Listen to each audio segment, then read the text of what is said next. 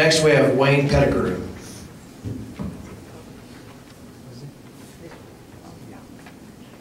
Thank you.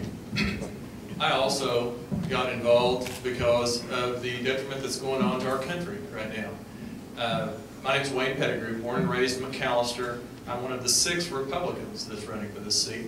And my reason for getting involved, I served in our state legislature for 10 years, from 1994 to 2004, but left in 2004 because I thought you're supposed to go to the legislature, serve your time, pass reform-minded legislation, and then go home. And that's what I did. I went back to my business. I've had my business for 28 years, been back at it full-time 8 years, a business that I've grown here in Oklahoma that we now have about 50 to 60 employees when you combine the 2 different companies that we have. So a businessman as well. But I do have the legislative experience, and the legislative experience is important because it's one of those things that when you get to Washington, there's a learning curve. The learning curve will be less steep for me. Obviously, it'll still be somewhat steep because I've never been to Washington before. But serving in our state legislature, I was elected Assistant Minority Leader, the 2nd ranking spot when I was down there. I ran our welfare reform legislation. I ran some pro-life legislation. I'm obviously very pro-life. I ran taxation legislation. The car tax reform bill was one of my bills. And I ran a number of other different types of reform-minded pieces of legislation. My point was, I was the first group that was elected after term limits. So the day I walked into the Oklahoma legislature, I knew I couldn't stay. I was there for a temporary period of time to do a job and to reform the pieces of government that I knew I could reform, I could get done, and then go back home. And that's exactly what I did. My pastor gave me a white towel when I went down there. I set it on the front of my desk, and it turned over the inscription. We read that. It was Mark chapter 10, verses 25, where the Son of Man came not to be served, but to serve.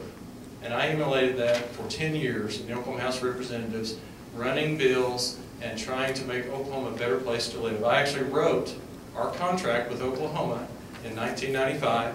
It was a series of 50 reforms that we put on the table as our contract with Oklahoma, our promise to Oklahoma. Me and 2 other gentlemen wrote that, and for 10 years we worked on that. By the time I left, we had passed approximately 85% of it. Born and raised in McAllister, I talked about that. I have a family, a lovely wife Tony, 2 kids. My daughter graduates Saturday from OU, and my son will be driving soon, so I need all your prayers.